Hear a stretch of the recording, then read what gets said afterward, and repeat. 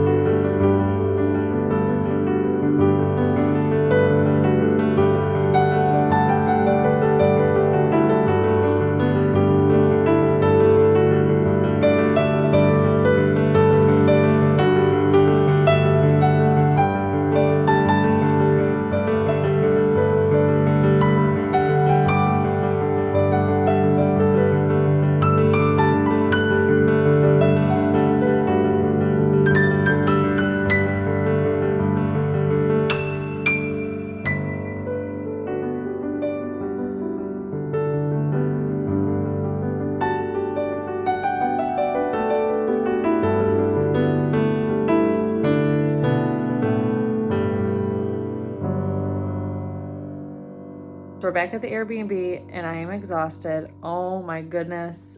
It was just so amazing. I will say in the very beginning, I was a little disappointed because not that it wasn't like fabulous with everything, but the prices were really high. And I had to switch gears from thinking I'm sourcing stuff to sell to actually just buy for myself, which is not like a bad thing. But I was like really excited to like curate some items from Paris for my shop, and immediately the margins were just not there because everything was really expensive. But as soon as I like shifted my mindset and I was looking at it from, okay, what do I want to buy for myself, for my home, then I found a few more pieces. So very eclectic mix. I can't wait to show you. But the art was just off the charts. Exactly what I thought it was going to be. Just the most incredible pieces of art I have ever come across. I did manage to get some pieces I'm excited about, and one really large piece that was very exciting. So there weren't a lot of modern pieces of art or contemporary pieces of art, which makes sense because there's a lot of old paintings in this country. But my husband and I managed to find one really good piece of like more mid-century art, and so we did buy that. The problem though is that it doesn't fit in the check bag, we don't think. So there's that. Hopefully we can bring it on the plane. They won't give us a hard time. Today we have decided to go to the largest flea market in Paris. It is made up of so many different markets. It's just, I'm sure it's going to be overwhelming and incredible, and I cannot wait to see what treasures I find.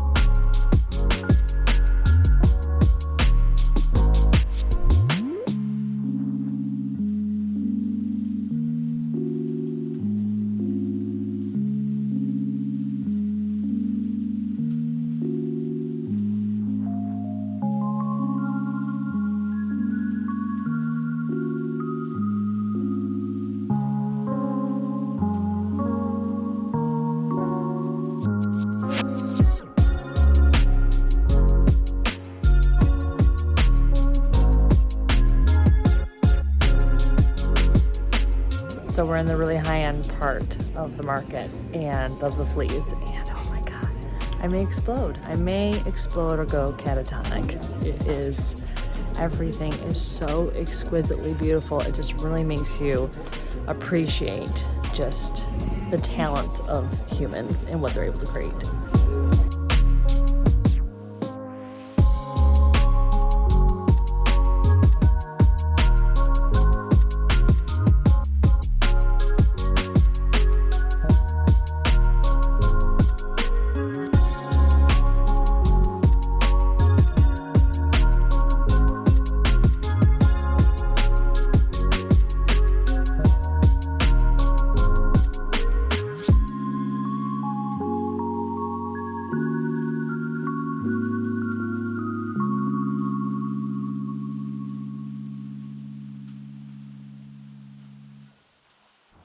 So this is the suitcase that I brought over to Paris. So it's this really like oversized rectangular one. It's a lot bigger than a carry-on size. And I definitely chose this over a duffel because, you know, art is more rectangular and I wasn't sure what I was going to get. And so I didn't want to not be able to fit the art in the bag. Well, that's a story I will share in a minute. But generally speaking, it's good sound thinking about all of these bubble mailers from home, and then a garbage bag, and then a bunch of just random boxes that my in-laws had, and the recycling, because I can cut them up and use them to protect, you know, the face of different art pieces so they don't bend, and then also any like valuables like this like hairdryer box would be great for putting in something that is breakable because it just gives it that extra sturdiness. So yeah. So some of the materials you should consider maybe bringing with you from the States if you are thinking about buying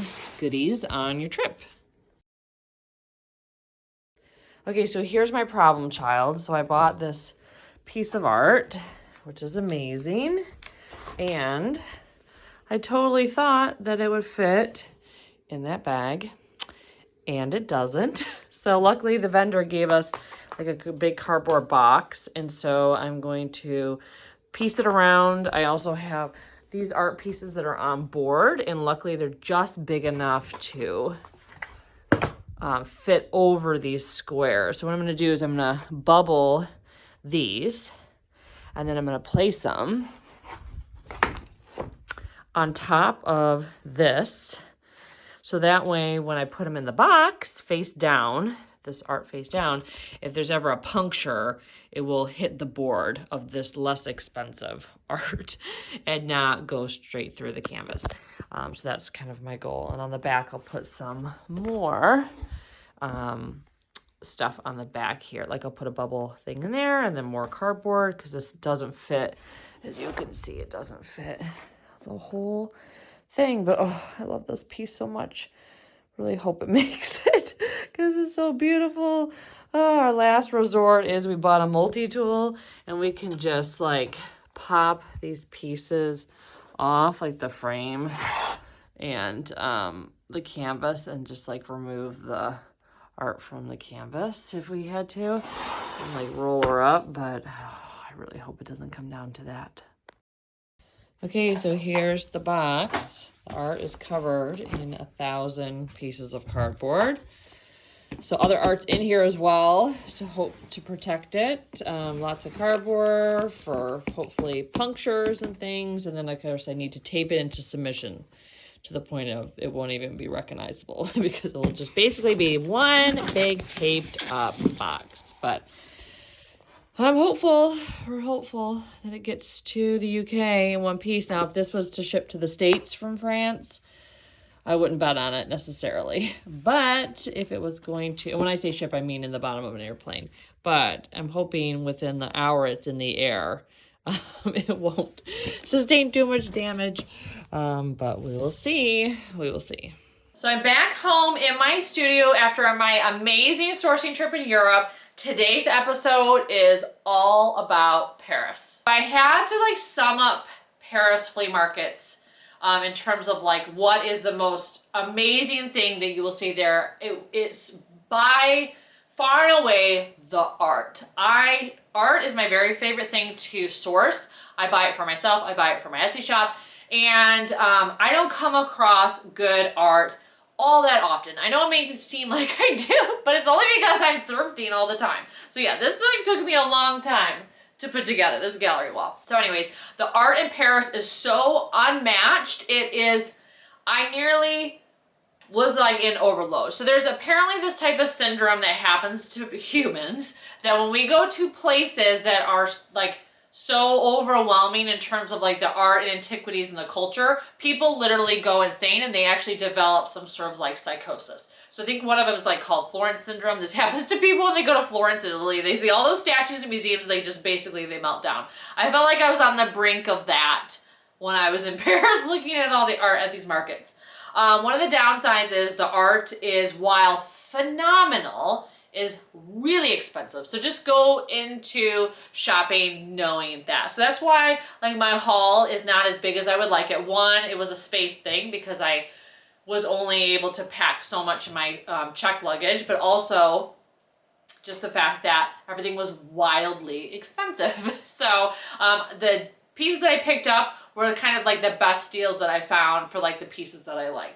So some of these will be for sale, other stuff won't be, and so it's definitely going to be a mix. I did buy a piece that's like my forever piece, which is, well, I'm going to give you a lot more tips in a separate video about how to shop the Paris flea markets, but in a nutshell, make sure you bring a bag, you know, to carry your stuff in because they may or may not have anything to help you. At least people had a little bit of packing stuff. Make sure you bring cash because they did not take card.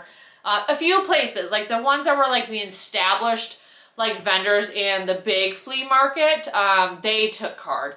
But on the street markets, no, they did not take card. It was definitely cash, and kind of have an idea of like what French numbers are because I learned Spanish all up until college, so that's the only language I know outside of English.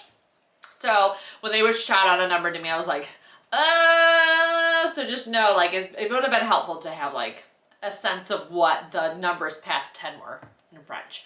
And so just keep that in mind. So you have to make sure you have cash, make sure you have a bag. Don't get there too early. I got there way too early. I would say like 9:30. I would say really 10 is probably the best time to get there because I got there way too early, both markets and people are still setting up, which is kind of annoying to be lingering about when people are setting up. So usually people don't like it when you shop their stuff before they set up. They usually like to put it all out and display. So anyways, okay, so that's just like all in a nutshell, kind of like the experience I had shopping. Like I said, I'm gonna film a separate video with all of the real tips about shopping and sourcing in Europe.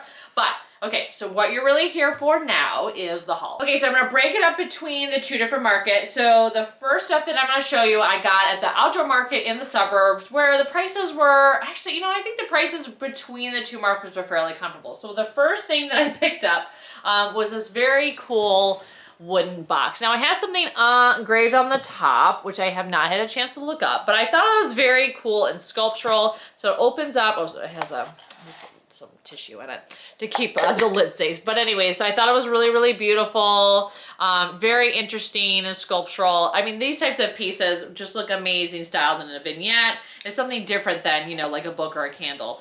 Which is what we usually are styling with. So I thought this was a very unique piece. This ended up being, I believe it was 10 euro. The funny thing was, it came with this. So I was like, so yeah, it was like this. And he's like, this is 10 euro for both. I'm like, well, how about I don't want this and I just want this for 5? And he's like, no, you have to buy both.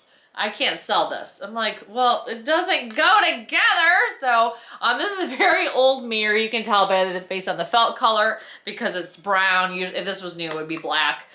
So you know, it's a kind of a neat mirror with a scalloped detail on the edges. So I thought, okay, I'll bring it home. I'm surprised it made it, frankly. So I don't know. We'll see what I can do with this. I might actually be able to hang it on the wall. Just put a little attachment on the back, But yeah, I thought that was kind of funny. My first purchase was kind of a weird one. A random mirror with a wooden box. So yeah, but I thought this was very cool, and this will be available for sale. Okay, so the next piece I know people are gonna love because it is of mushrooms, and people love mushrooms. So this plate was really reasonable. It was only 5 euro. I thought it was absolutely insanely good. I mean, I just can't get over the color and the mushrooms, like the subject matter. I thought it was really, really pretty. So this was like a person that actually, thank God bless them, had very straightforward pricing. They just basically had a table and like everything on it was a price, which was great because most everything was not priced. And so of course you like never know, like, are they pricing it because it's me? Or are they pricing it because, you know, what? So I will say that in terms of pricing, it's really hard to know. You could always negotiate, which I always try to do, like, what's your best price? And sometimes people can knock it down. So just know they may or may not want to dance with you on that. But yeah, just know the prices are always going to be more than what you probably think. But I thought this plate was amazing. I almost grabbed a few more things because I thought it was like available, but it was in someone's bag.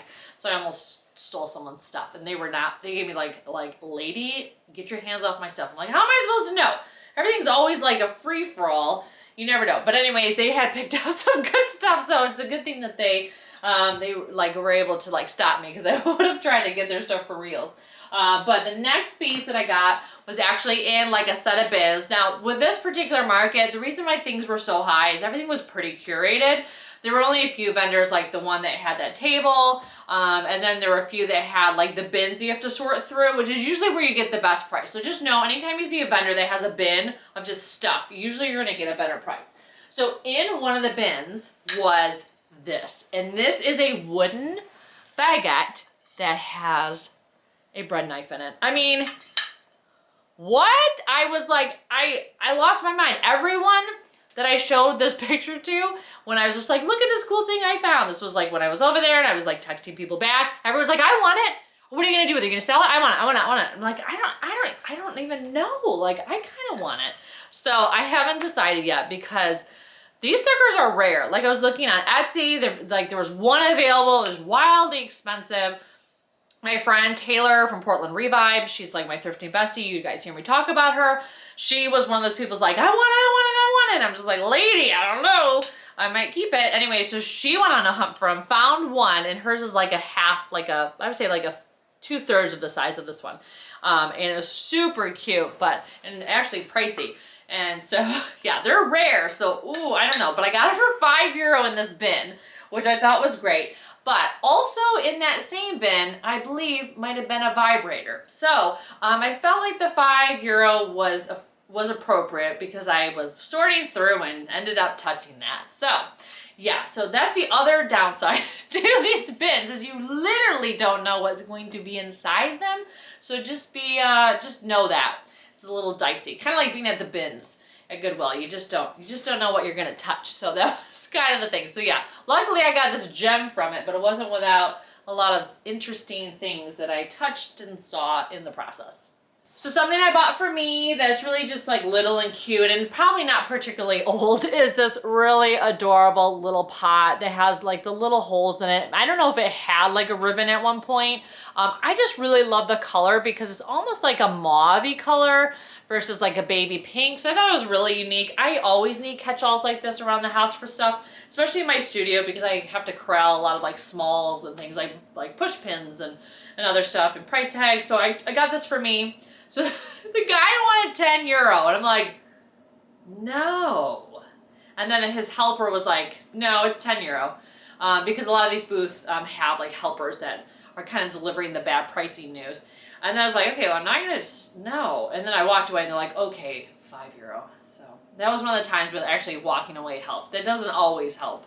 As a negotiation technique. So €5, which I just think is a little steep, but with the color and the holes, I thought it was really cute. And I loved like the rippling edge. So, and I was in Paris and I was like, oh, I'll always think of it when I see it. So I grabbed it, but I wouldn't say it was a particularly good deal. So now onto some artwork. So the artwork was phenomenal. So these pieces, so the one thing that was very cool is everywhere you went, there were portfolios that you just could open and there was just loose art everywhere in them. Of every different style, every different age. I mean, most of it was old world. If you wanted something contemporary or modern, it was like more of a challenge to find. But I did get these pieces. Now each of these was, they were €10, and then I think this one ended up being like €20, which I thought it was really good. I love the colors. It's original, really pretty. So let me just tell you, you may think like, Annie, that was expensive for this, but this was a very good deal compared to some of the other vendors. Like sometimes I would find something that was like this size and it was like literally like €80, and you're like, what? Why? Are you sure it's that old? So anyways, that's kind of the trickiness. So I just kind of hunted until I found pieces that I thought were like good enough or lovely for the price. So this one I thought was very cool. It's a watercolor. I really liked the writing on the back. It was like very old world. It has some patina, but I think framed, I mean, that's kind of the charm of it. It will look like really, really, pretty. And I love different sizes because, art is usually, like this size. And it's nice to find like smaller pieces. So yeah, this will be available. I'm probably gonna frame it first, just because it's so wee, and to sell it like this doesn't really make sense. But framed, I think there's more margin on it, so I'll probably frame it. This may be for me. I haven't decided, but I thought it was really nice. I thought actually while I was buying this art, I'm like, I bet you some of these pieces were what like artists used to do in those tourist squares, like when everyone's like milling about waiting to go into like some sort of monument. There's always artists selling their stuff or doing the caricatures. I feel like I feel like some of this art could be like what someone probably would have sold back in the day. So anyways, the next piece I thought was very cool, and the size is just so unique. Another like watercolor of a landscape. It definitely looks very like better in real life. I thought it was very, very cool. So I thought this was neat, so I grabbed that. So this was €10. This piece, actually I'll say this for last of this group. So I got all this stuff, these 4 that I'm going to show you. This one I got at the very end of that market. These I got all together, so I got a little bit more of a deal. This one I just thought was pretty because of the colors. I really liked it. And it's just like one of those like quintessential like country homes, and another like watercolor. That's one thing, watercolors are definitely more reasonably priced when you're sourcing art in Europe, so just know that you'll find the watercolors are definitely more affordable than like an actual oil. And this one is like my favorite. It's just really, really cool. So it is soldiers with some maidens, and it is actually pencil. And I just thought it was like so cool. And it's actually like artist signed on the bottom. Oh, I know it's not coming through. Come on, focus. There we go. No, all right. Sorry, I'm giving up. Anyways, it actually is ripped and then taped back together. But when you're seeing it like this, you actually really can't tell. So I thought it was amazingly unique. I think it's very interesting because it's like the subject matter. I feel like it's like, you know, like jocks and like groupies or something, like from like a teen movie when they, you know, with all those problematic teen movies that we all used to watch. Yeah, I feel like that's kind of like that scene, but like for like the 1700s or something. Although I don't know, was that when knights were in gear? I can't remember. I should know since I literally just went to a castle like 2 months ago. But anyways, I thought this was very cool. This will be for me, but the other pieces I'm probably going to make available in frame. And then the other piece of art that I got, and this is definitely for me, and when I saw it, I was like, what? Because it reminds me of Picasso, and I know it's not for everyone, but for me who loves like contemporary art, I thought it was amazing. Now, I did find this in those types of bin things, a different vendor who had bins, which I thought was very cool. And it was 30 euro, but I got this vase for free with it. So I thought, oh, okay, well then 15 euro each, yeah, that makes sense. So anyways, I thought this piece was very cool. I love this. Almost looks like a skull of some sort. So yeah, definitely gave me like Picasso vibes. There wasn't a lot of like modern or abstract art. Most of the stuff that you saw was definitely like this, but in like oil paintings. It was all like, it was either portraits or still lifes or landscapes, which makes sense. That's what people did, of course, for, you know, ever. And so this type of artwork, you know, didn't come on the scene until more modern times. And so what they're mostly dealing with art from, you know, hundreds of years ago, which is another reason why a lot of the pieces were very expensive, because they literally were 100 to 200 plus years old.